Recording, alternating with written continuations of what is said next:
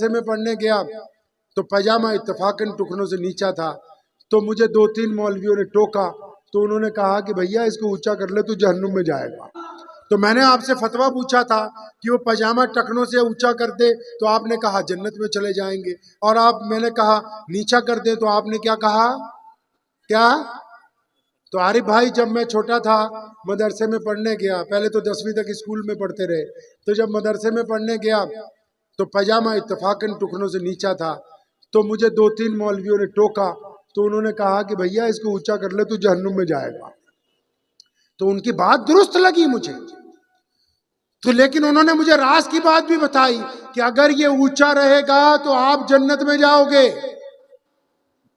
اب میرے والد مولانا حبیب الرحمن ثانی لدھیانوی رحمۃ اللہ علیہ عالم تھے، بڑے متقی پرہیزگار تھے، ہم نے صرف ان میں جو اعلیٰ ترین بات یہ دیکھی وہ سب سے اعلیٰ یہ تھی کہ کوئی کام بغیر سنت کے عمل میں نہیں لایا گیا، کہ جو بندہ نسل در نسل مولوی چلا ہوا آ رہا ہے نا، جب اس نے مجھے کہا کہ پاجامہ اونچا کرو جنت ملے گی، تو میں نے گھر جاتے ہی اپنے ابا کو ٹوکا، میں کہا ایک بات میں تو آپ ہم سے مذاق کرتے رہے، تو کہنے لگے بیٹا کس بات میں؟ میں کہا آپ تو کہتے تھے کہ امی کے پیروں کے نیچے جنت ہے، یہ انہوں نے بتایا کہ وہ تو ٹکنوں میں پھنسی ہوئی ہے۔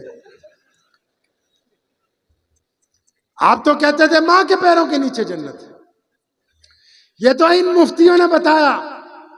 جو سارا دن مسجدوں میں چوراہوں میں کھڑے ہوئے فتویٰ دے رہے ہیں کہ بھیا تم جہنم میں چلے جاؤ گے۔ اب بخاری، امام بخاری کو دیکھتے ہیں، بات بالکل درست ہے،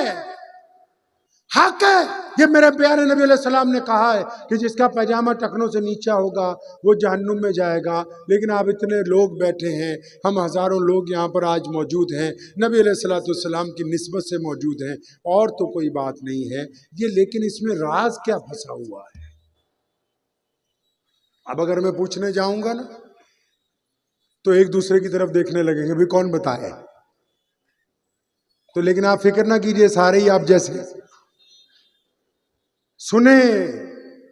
سیدنا ابوبکر صدیق رضی اللہ تعالیٰ عنہ دوڑے دوڑے گئے تھے، اعلان ہوا تھا مسجد نبوی سے اپنے پاجامے، چادریں، لنگیاں اونچی کر لو، آج کے بعد نیچی نہیں ہونی چاہیے۔ نبی علیہ السلام کی خدمت میں گئے، یا رسول اللہ میں نے اونچی کر لی لیکن بعض اوقات ڈھلک جاتی، تھوڑے ہیلدی تھے، یا رسول اللہ ڈھلک جاتی ہے، کوئی گناہ تو نہیں ہوگا؟ وہ فرمایا ابوبکر نہیں نہیں، یہ اس لیے نہیں کہا، یہ پاجامہ ٹکنوں سے اس لیے اونچا اٹھوایا ہے کہ یہ جو لوگ، جو میری امت کے لوگ ہیں، یہ جب سڑک پہ چلتے ہیں پاجامہ نیچا کر کے، چادر نیچی کر کے، ان کی چال میں فرعونیت آ جاتی ہے، تکبر آ جاتا ہے، یہ غریب کے سلام کا جواب نہیں دیتے، یہ ماں باپ سے ادب سے پیش نہیں آتے، یہ بیوی سے محبت نہیں کرتے، یہ بچوں پر ظلم کرتے، یہ راہگیروں کے سلام کا جواب دینا ضروری نہیں سمجھتے۔ ہم نے یہ کپڑا اونچا کروا دیا تاکہ ان کی گردن جھک جائے، ان میں عاجزی آ جائے۔ اب مسئلہ سمجھو کہ مسئلہ ہے کیا؟ ایک میرے جیسا بندہ ہو، پاجامہ ٹکنوں سے اونچا ہو، سر پہ پگڑی باندھ رکھی ہو،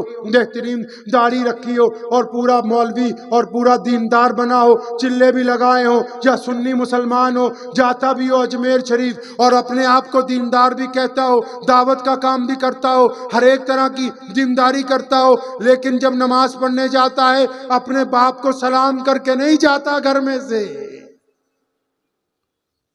پاجامہ ٹکنوں سے اونچا ہے لیکن ماں باپ سے بدتمیزی کرتا ہے، اپنی بیوی کے چہرے پہ تھپڑ مارتا ہے، اپنے بچوں کو گالی دیتا ہے، اپنے پڑوسیوں پر ظلم کرتا ہے، غریب کے سلام کا جواب نہیں دیتا، راہگیر کو رستہ نہیں بتاتا، رستے میں پڑی ہوئی چیز کو اٹھا کے ایک طرف نہیں کرتا، تو پھر میاں صاحب اس پاجامے کو ٹکنوں کی بجائے اگر گھٹنوں پہ بھی کر لو گے تو اسلام کو آپ سے کوئی لینا دینا نہیں ہے۔